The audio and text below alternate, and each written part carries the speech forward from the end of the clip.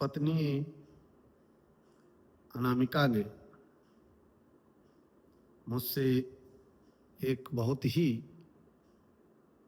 गूढ़ प्रश्न पूछा। उन्होंने कहा कि वाल्मीकि जी, नारद जी और अगस्त्य जी अपने अपने जन्म की कथाएं कब कब, कैसे और किस रूप में और किससे की। कुछ देर तो मैं सोचता रहा, फिर मुझे याद आया कि यार प्रश्न तो इसका जायज है। तो पहले मैंने वाल्मीकि जी से शुरू की। वाल्मीकि जी ने अपने जन्म की कथा भगवान श्री राम से बताई थी और उन्होंने भगवान श्री राम से बताया कि मैं पहले किरातों के बीच में रहता था, चोरी करता था, डकैती करता था, छिनैती करता था और लंबे समय तक किया मैंने। लेकिन एक दिन संयोग से कुछ मुनियों से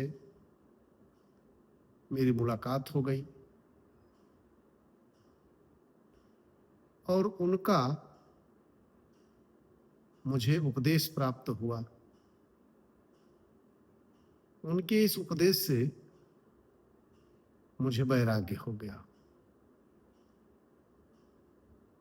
और उसी से वह प्रेरित होकर के उन्होंने कहा कि मैं मरा मरा जपने लगा। इसलिए हे प्रभु,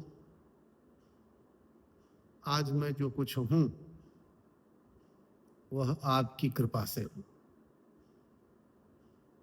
गोस्वामी जी ने महर्षि वाल्मीकि जी के ऊपर एक इसी प्रसंग को लेकर के एक चौपाई लिखी है कि उलटा नाम जपत जग जाना, वाल्मीकि भय ब्रह्म समाना।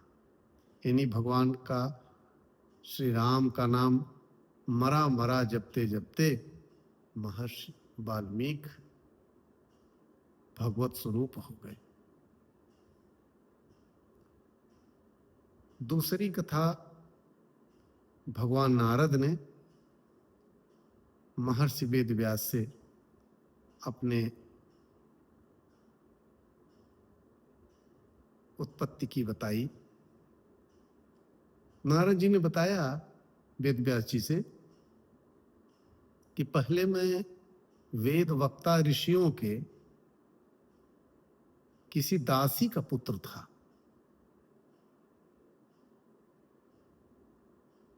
और दासी पुत्र होने के कारण मैं बहुत उपेक्षित था। लेकिन मुझे भी ऋषियों मुनियों की सेवा करने का अवसर प्राप्त हुआ और दीर्घ काल तक उन्होंने सेवा की। इसीलिए जब उन्होंने शरीर त्यागा तो नारद के रूप में जन्म लिया। तीसरे ऋषि हैं अगस्त ऋषि। अगस्त ऋषि ने अपने जन्म की उत्पत्ति की कथा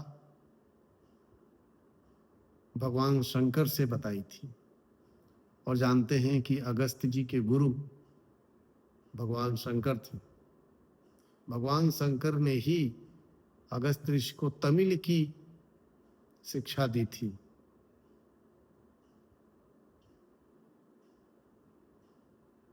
तो अगस्त जी ने बताया कि मेरे पिता मित्रा वरुण जी एक बार रंभा, एक अप्सरा थी स्वर्गलोक की, रंभा पर वह आसक्त हो गए और उस आसक्ति में उन्होंने उस समय अपना वीर्य एक घड़े में रख दिया और उसी वीर्य से, उसी घड़े से मेरा जन्म हुआ। लेकिन ऋषि अगस्त को ऋषियों मुनियों की ऐसी संगति प्राप्त हुई, अनेकों ऋषियों मुनियों के साथ उन्हें बैठने का, संगत करने का अवसर प्राप्त हुआ, जो ऋषि अगस्त हो गए और वह भगवत को प्राप्त हुए। को न सुसंग बड़प्पन पावा। कौन ऐसा व्यक्ति है जिसे सुसंगत मिले और वह बड़प्पन न प्राप्त कर सके। यही तीनों यानी वाल्मीकि जी, नारद जी और ऋषि अगस्त जी के जन्म की कथा है।